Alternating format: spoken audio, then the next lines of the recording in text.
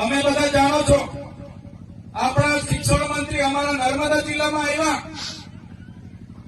ત્યારે શિક્ષણ મંત્રીએ મારા નામની અનેક ટિપ્પણીઓ કરી, અનેક ભાષણો કર્યા.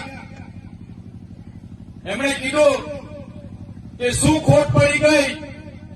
ત્યારે શિક્ષણ મંત્રીને હું કહેવા માંગુ છું, તમે શાળાના કાર્યક્રમમાં ઉપસ્થિત હતા શિક્ષણ મંત્રી તરીકે. તમે જે જગ્યા પર આવ્યા હતા એ શાળાનો કાર્યક્રમ હતો અને તમે શિક્ષણ મંત્રી છો. ત્યારે શિક્ષણ મંત્રી તરીકે તમારે એનું ચિંતન કરવું જોઈએ કે આદિવાસી વિસ્તારોમાં નકલી કોલેજો ચાલે છે નર્સિંગના નામે. આદિવાસી વિસ્તારોમાં એક શિક્ષકથી હજારો શાળાઓ ચાલે છે, એની ચિંતા તમારે કરવી જોઈએ. તમે પોતે મંત્રી છો અને આદિવાસી બાળકોને ઉચ્ચ અભ્યાસ માટે જે પોસ્ટ મેટ્રિક શિષ્યવૃત્તિ મળતી હતી એ તમારી સરકારે કેમ બંધ કરી, એનો ખુલાસો તમારે આપવો જોઈએ. શિક્ષણ મંત્રીએ એની વાત કરવી જોઈએ. એની જગ્યાએ ચૈતર વસાવા શું કરે છે એની વાત કરતા હતા.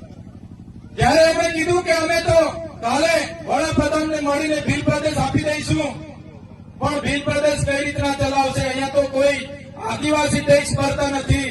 ત્યારે શિક્ષણ મંત્રીને ખબર ન હોય તો એમની જાણ માટે હું કહી દઉં છું, આદિવાસી વિસ્તારમાં જે પાણી છે, વીજળી છે, લિગ્નાઇટ છે, રેતી છે, પથ્થર છે, જળ છે, જંગલ છે, જમીન છે, એમાંથી અનેકો કરોડો ને પણ અબજો રેવન્યુ અમે જનરેટ કરીએ છીએ. એનાથી આ દેશ ચાલે છે. અમે કોઈના પર ભીખ નથી માંગતા. અમે સવારેથી લઈને અમે ટેક્સ ભરીએ છીએ. માચીસથી લઈને જે પણ સામગ્રી અમે લઈએ છીએ એનો ટેક્સ અમે ભરીએ છીએ. અને તમારા મળતિયાઓ, એનજીઓ, એજન્સીઓ, કોન્ટ્રાક્ટરો ટ્રાઇબલ સપ્લાયનું કરોડોનું બજેટ સગે વગે કરે છે. ત્યારે આદિજાતિ વિકાસ વિભાગે, તમે મંત્રી છો તો આદિવાસી બાળકોની સ્કોલરશીપ કેમ બંધ કરી એનો ખુલાસો તમારે આપવો જોઈએ. 3 વર્ષથી વડોદરાની એમએસ યુનિવર્સિટીના વાઇસ ચાન્સલર બોગસ સર્ટિફિકેટના આધારે નોકરી કરતા હતા, હમણાં પકડાયા છે. એનો ખુલાસો તમારે આપવો જોઈએ, પણ તે આપી નથી શકતા અને હવામાં ફાંકા ફોતારી કરે છે. ત્યારે ભીલ પ્રદેશ અમે કાલે આપી દેવાની મોટી મોટી વાત કરતા હતા. ત્યારે આપણા સમાજના એ પાર્ટીમાં રહેલા નેતાઓને કહેવા માંગુ છું, તમારી સરકાર અને તમારા સંગઠનમાં તો તમારું કંઈ ઉપજતું નથી. અહીંયા આવીને ફાંકા ફોતારી કરવાનું છોડી દો. આ સમાજ માટે કંઈ કરો.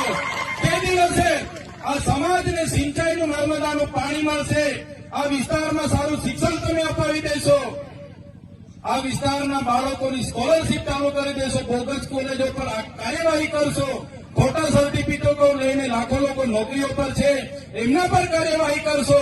અને જે દિવસે તમે જો અમારી સરકારમાંથી અમને અલગ ભીલ પ્રદેશ અપાવી દેશો, એ દિવસે અમે તમારો પીઠ થાપડીશું ને તમારી સાથે ઉભા રહીને તમારા વખાણ કરીશું, પણ તમે અમને ભીલ પ્રદેશ અપાવી દો. સાથીઓ, આજે મને અહીંયા આમંત્રણ મળ્યું.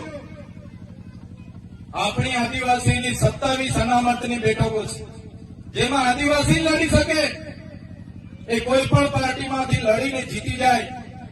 આજે 27 ધારાસભ્ય આપણા આદિવાસીઓ વિધાનસભામાં બેસે છે. પણ આટલી મોટી સમસ્યાઓ વર્ષોથી આપણી ચાલે છે, તો તે ડબલ એની જમીનો બધી દાહોદ હોય, મહીસાગર હોય, પંચમહાલ હોય, કેવડિયા હોય, નર્મદા હોય, આ સરકારના અધિકારીઓ શ્રી સરકાર કરીને બધા એમના મળતિયાઓને આપી દે છે. એક પણ નેતા આદિવાસીઓની જમીનો માટે, એક પણ નેતા આદિવાસીઓના શિક્ષણ માટે, એક પણ નેતા આદિવાસીઓના આરોગ્ય માટે બોલવા તૈયાર નથી. બધાને પોતાની ટિકિટોની પડી છે. જ્યારે પાર્ટી ઊંચી આંગળી કરવા ગઈ ત્યારે ઊંચી આંગળી કરે છે.